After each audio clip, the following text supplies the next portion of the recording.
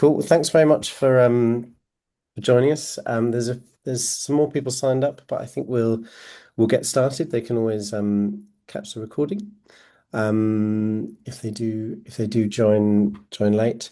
I know my name just says Open City, but I'm Simon. I'm Simon Vickery, the Open House Festival program manager, um, and I'm joined by Alina, who's my colleague in the festival team. And we're going to spend maybe the next sort of 15 minutes kind of talking you through how to run your open day or event as part of this year's festival. And then there'll be time for questions at the end. So we'll cover volunteers, how to request them, how to make the best use of them. We'll talk about using the dashboard, which is basically the sort of portal for our website. We'll talk about how to make sort of changes after you've submitted your applications, how to get yourself ready for your open day event, the practicalities of welcoming visitors. I'll say a bit about accessibility and making your open day or event as accessible as possible. And there'll also be time for some questions at the end. Um, oh, I should mention also, as you know, it's being recorded, but it's just recording. It will just be recording the slides. So as long as you stay on mute, um, you won't appear in the recording. Actually, this cat won't appear in the recording either. Um, right, cool. I'm just gonna rearrange this so I can see what I'm reading. Great. So volunteers. So anyone who's opening a building or running an event for the festival can request volunteer support. Volunteers sort of choose where to go, so they sort of pre-register themselves as volunteers, and they get a sort of early look at the program and can decide where they want to go and volunteer. We have a pool of hundreds of volunteers, usually sort of somewhere around 900 volunteers sort of get involved with the festival every year. They're people who are really enthusiastic about the mission of the festival, about London, about its built environment. So they're amazing sort of advocates for the festival and for the buildings that are taking part in it. And we have two types of volunteers, so stewards or guides, and you can request either one. There we go. So stewards, this is what buildings most commonly request. They sort of, I suppose they do what their name suggests. They can spend time marshalling visitors for you, for checking off names on the door if you're running a ticketed event, answering sort of simple practical questions around locations of toilets, exits, accessibility of the building, that kind of thing. In general, they're just an extra pair of hands on the day. So lots of buildings that take part request stewards to help them out. Guides. So fewer buildings request this, but we do have buildings that ask for guides every year. So these are volunteers who sort of come prepped. They do some homework, and they're ready to sort of give informal tours and answer questions about the building. Often this is around the sort of design history of the building, its architecture, its current function, or maybe historic function, its social history, this kind of stuff. And they know all that stuff because the building provides it in advance. So if you did want a guide, so this is I suppose, yeah, an additional person or people who are sort of knowledgeable about the building to be on hand during the day, either to sort of give these, yeah, sort of short kind of informal tours, or just to be around to kind of answer questions at that sort of slightly more involved, detailed level, than maybe a guide is what you're after. Should note there are fewer of them. So we find that a lot of our volunteers are sort of keen to be stewards, because it's slightly more entry level, I suppose. But yeah, we do have lots of volunteers who are up for being guides. So if you could make use of a guide, do request them. So requesting volunteers, you do this through your application form. There's a page of it called volunteers, and there's a yes no box. So if you want volunteers, say yes. Um, and when you tick yes or press yes, can't remember exactly how it works, there's a box will appear for each activity. So the sort of date of each activity, and you have to request stewards and guides sort of individually um, for each activity for each date. Um, so this is slightly tricksy in that we want you to request the number of volunteers you'll need at any one time, and then we'll divide it into shifts. So say I'm opening my building from 10 a.m. to 5 p.m. I want two volunteers to be there with me at all times. Obviously, I know that that's probably too long a shift for two volunteers to do the entire day, but I'll still just request two volunteers. And then we as a festival team will divide that up into shifts. So no one's doing too long a shift. Um, we appreciate that sometimes events are a bit more complicated than that. So if you only need volunteers at specific times, or if indeed you need them to be there significantly before your event starts or before you open the doors of your building, then let us know. As sort of standard, we ask volunteers to arrive at least 15 minutes before the sort of start of before a building opens or the start of their shift. Um, and many of them arrive. They're very diligent, will arrive even before then. But if you need them earlier than that, let us know and we can sort of amend that um, on the system ourselves. So do sort of plan ahead. Think about what it is you want volunteers to do in advance. Volunteers sort of like to be busy. They want to feel like they're needed on the day. In particular, sort of work out how you'll coordinate them. Um, in a small home, this can be fairly straightforward. You might just want a volunteer to be on the front door and someone else to be inside. Obviously, that's far more complicated potentially if you've got a big public building. But I imagine you probably have a bit more experience then around how to do that. So whatever it is, just think about how you'll do that on the day and whether there'll be one particular person in your building who'll be sort of responsible for looking after the volunteers. Um, I think, I guess the last thing to say, which I guess is slightly conflicts with the deciding what it is you want volunteers to do, but do have a bit of a backup plan. We don't allocate volunteers and that we don't sort of tell them where to go. They sign up to go where they're interested to go. It does mean on some occasions where people maybe request a large amount of volunteers, they maybe don't get all the volunteers they've requested. So just think, or of course, someone might not turn up last minute due to illness or whatever it is on the day. So plan for what you want volunteers to do, think about how to coordinate them, but it's just always worth having a bit of a plan B in mind if you don't get them or don't get all of them on the day. So please contact your volunteers in advance, introduce yourself, say, tell them about your relationship to the building, what you'll be doing on the day and all that stuff. We'll have sent them the date and time. I mean, that they'll have signed up for that particular date and time, but it's always worth confirming those details with them. Share sort of key information. So, for example, that might be who to ask for on arrival. Um, it's relatively rare, but some buildings may have requirements around how volunteers dress. For example, there are some buildings that have, um, that are still a site. So, people need to wear closed-toe footwear and long sleeves and that kind of thing. So if that applies to your building in any way, then that's important to share at this point.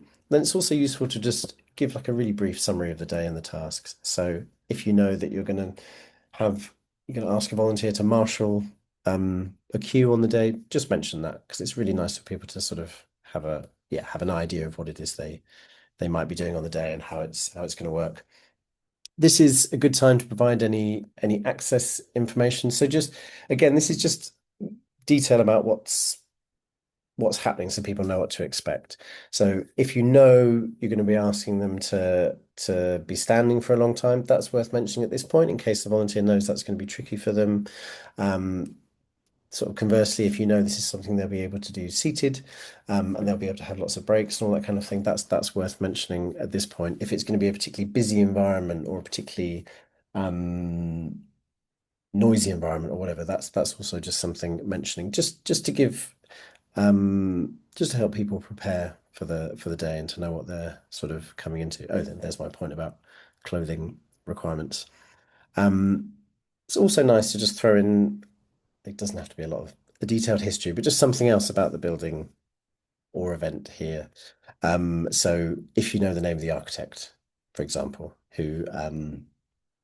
uh, who designed your building or something, just, I mean, this information will no doubt be on your application form and therefore on the listing, but just throwing in a few things just so people feel like they have a bit of context for where they're coming and for what they're getting involved with on the day. And yeah, of course, if you've requested guides, as I sort of spoke about earlier, then this is the point at which you need to share that more detailed information. Please make sure you only contact the volunteers regarding the Open House Festival and their sort of their slots and their participation. And then please make sure you delete their contact details afterwards so you're not hanging on to them. Okay, Alina, you gonna Yeah, a minute? yeah, I'll Cool. start from here, thanks. So yeah, I was sort of talk about the dashboard, which is like the home page when you log into your festival account. We'll be looking at its different functions and sort of the different ways you can use it to manage your festival event or opening. So we've included a link to access it here, which will be in the copy of the slides afterwards.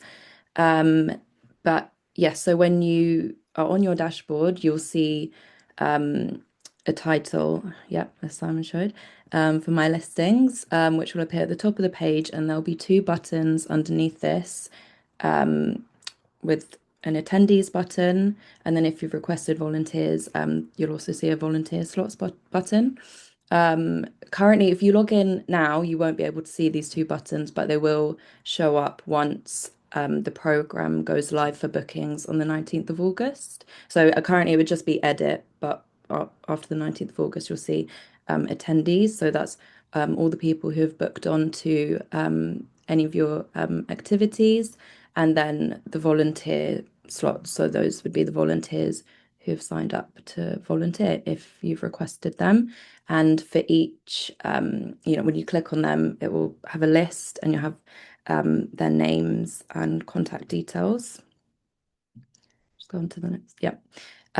So I'll talk a bit about contacting visitors. A similar, Simon touched on this. If you needed to contact volunteers, a similar process for visitors. So not everyone will have to contact them, but if you do have any important information related to your open day or activity to share with them beforehand, then you can reach out to them and let them know.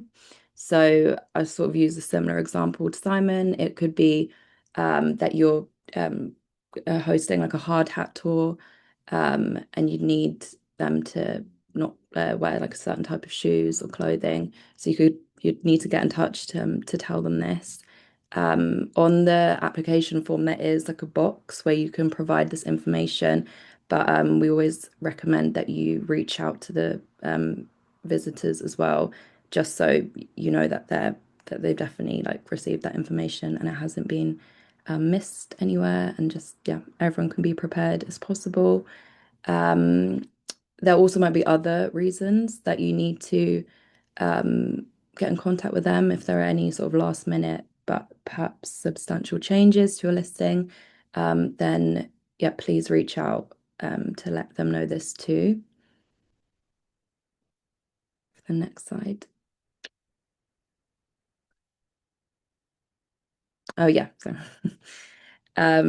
we also ask that you do take care um, with visitors' data. So um, if you could please just access this information via the dashboard. So um, don't download it or save it offline anywhere or on a separate spreadsheet.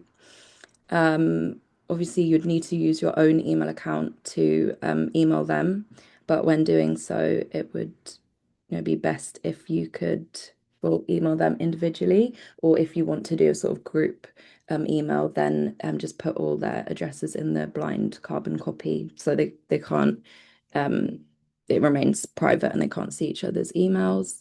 And yeah, lastly, we say that you just make sure you only contact them about stuff related to your festival activity and yeah, nothing like any additional marketing emails or stuff to do with your year-round activity.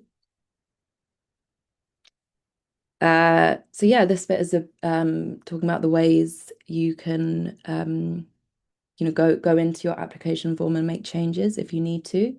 After you've submitted, you can still edit pages on the application form. Um, when you do that, you'll work through the page, and then at the bottom, I've included a picture of the button. You just need to press the save and continue button. You don't click the final resubmit.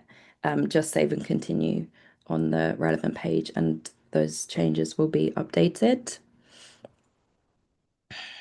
The one exception, yeah, of sort of stuff that you can and can't change is that you can't change the name of your listing yourself.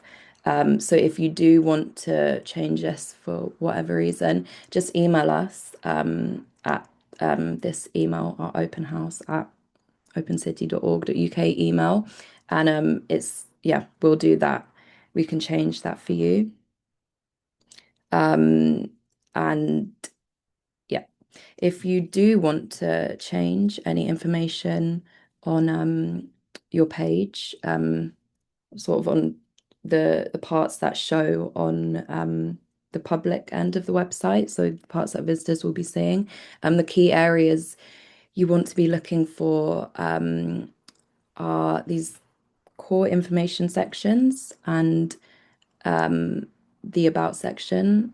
On the next page, I've sort of included, I think it's the next one, yeah. So I've included what it would look like when you go into to edit your listing. This is what it would look like. You can see on the right hand side, that's sort of your progress chart. There's different sections you would have worked through when completing the application. So yeah, as I said, the core information one, which is highlighted here, that's where, for instance, the description box sits, and often this is like the first, it's this piece of text that sits just below the title of your event on the public facing section of our website. And I've also included the list on the left-hand side here, so you can see the different sections. So you can also, edit the access, transport, and facilities section if there's anything you need to update on there. And then the dates and times on the activities section, if you have any changes that you need to make after changes to the original plans. But it's very important to note here that you can only edit your activities before the 19th of August, as this is when our program goes live for bookings. I think Simon mentioned at midday on the 19th. That's when people will be able to book on. So yeah, on the next slide, I'll go through the process if you need to make changes. Yeah, so if you do need to make changes after the 19th of August, you'll need to cancel the activity and make a new one. So once you cancel that existing activity, there's sort of like a generic email that gets sent out from our system to everyone booked on, which will let them know that the event's been cancelled. But we also ask that you sort of send a bit more of like a personalized email yourself to all those booked on via that list we originally talked about. It's just you can sort of give them more of a reason, perhaps as to why you've had to reschedule or cancel. If you have had to reschedule and are creating a new event, then you can let them know so that they know to book on to the new event.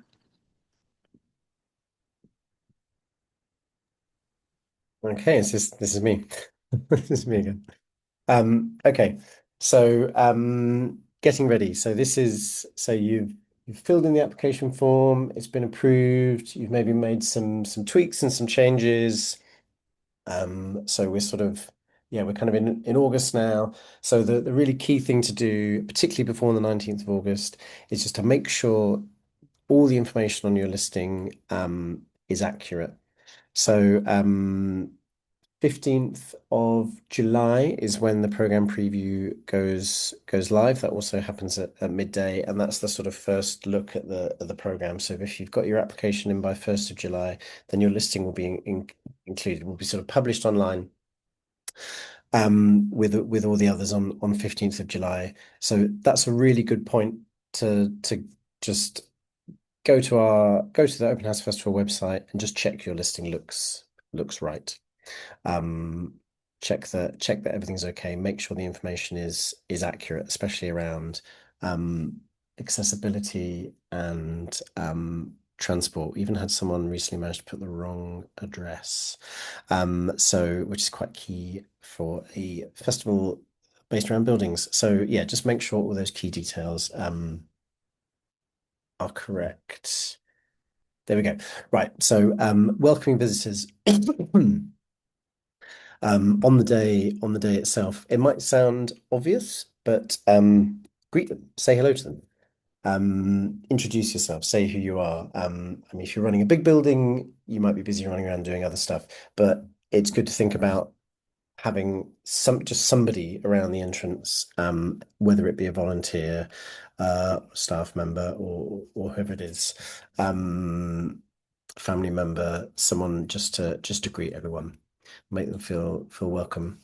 Um, Visitors will probably want to talk to you. They're really interested in buildings. That's why they've come. They'll have questions.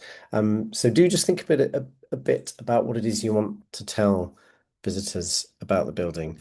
This doesn't have to be the result of hours of desk research. Although if you do know something about the history of the building, that's always interesting.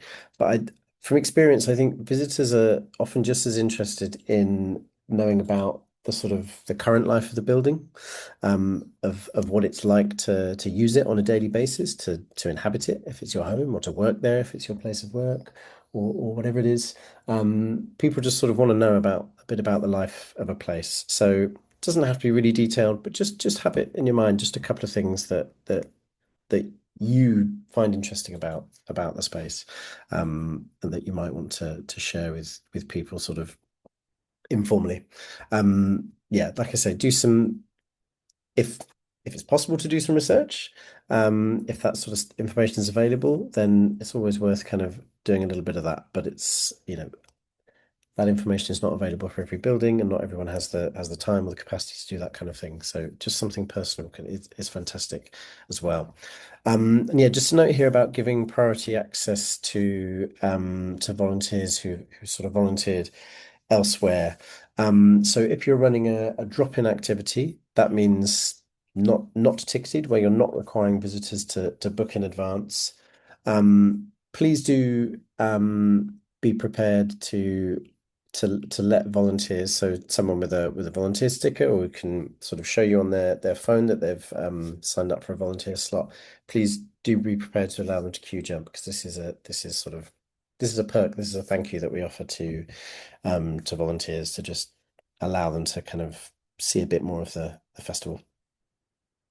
Okay, so I'm going to say a bit about accessibility here with the caveat that I'm not an accessibility specialist. This is just some stuff that we've sort of learned as an organization, from running events.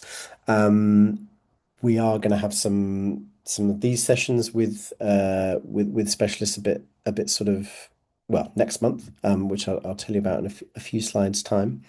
But I think there are some, even as non-specialists, there are some useful things that we can think about in relation to every space, really. So yeah, not every activity can be fully accessible, but everyone can do something to make their event or their open day as accessible as possible. So it's worth kind of thinking now about how you might be able to do that. I've talked about accurate information, but this is one of the most obvious ways in which, and one of the easiest ways in which you can make your your event accessible, or at least be clear about the accessibility of your event. So this access, transport, and facilities page on the application form is really key. So if you have an accessible toilet, mention it. If you have step-free access, mention it. You know, if you have these kinds of facilities, make sure you're including them on your application form so that people who need them can use them, and they know that they can expect them. And also sort of conversely, avoid someone arriving somewhere and finding that they can't access the event.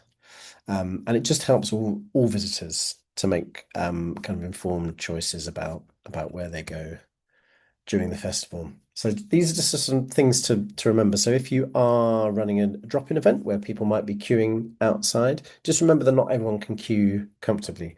Can you offer seating? It's not always possible, but is that something you can do if people are queuing for a while? Please remember that some people may find it difficult to queue at all, maybe due to physical disability, might be that the visitor's neurodivergent. There could be all sorts of reasons, but please be open to requests to skip the queue. I think if somebody tells you that they have a reason for finding it really difficult to queue, then I think it's important to believe them and to sort of yeah to be open to those sorts of requests. When you're planning activities in your space, think about where they're gonna take place. So if you are opening a big building with a variety of different spaces, can you locate sort of activities like talks or workshops or tours in spaces with step-free access that are suitable for mobility devices? Can you make sure they're close to accessible toilets if that's relevant? Is there a well-lit area you can do that kind of stuff, particularly if you're doing a practical activity?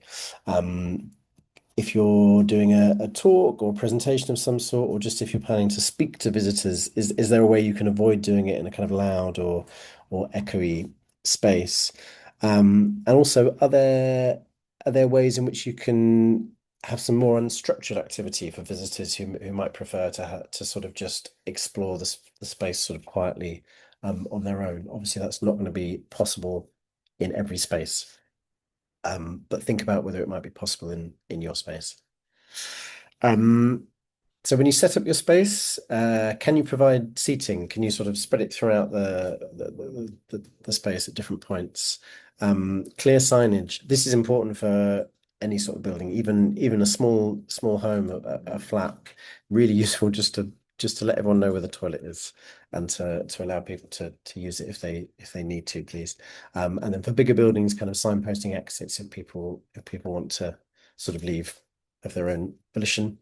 And then think about whether you might be able to offer quieter spaces. Again, this isn't possible in every building, but certainly if you're opening a larger building, you may have experience of this. But offering a space that's a less sort of stimulating environment, that's comfortable, that's clearly signposted as a quieter space, and that sort of has no activities programmed in there for the duration for anyone who might benefit from that kind of space. As I mentioned, excuse me, we are running these additional online surgeries with access specialists. We're running a session on welcoming blind visitors, one on welcoming deaf visitors, and one on trans inclusion. So everyone who applies by 1st of July, by the 1st of July deadline, will be automatically invited to attend all three of those sessions. Yes, last point. I think more or less the last point. So please update your postal address. So if you've taken part before, you may have received one of our contributor packs. So every year we send out some wayfinding. In recent years, it's been sort of flags and posters and stuff. We can't do that if we don't have your address. So we we pull this information from contributors' profiles because in lots of cases, events take place, like walking tours don't take place in a building. We have the starting point as the address on the listing, so we can't send something there.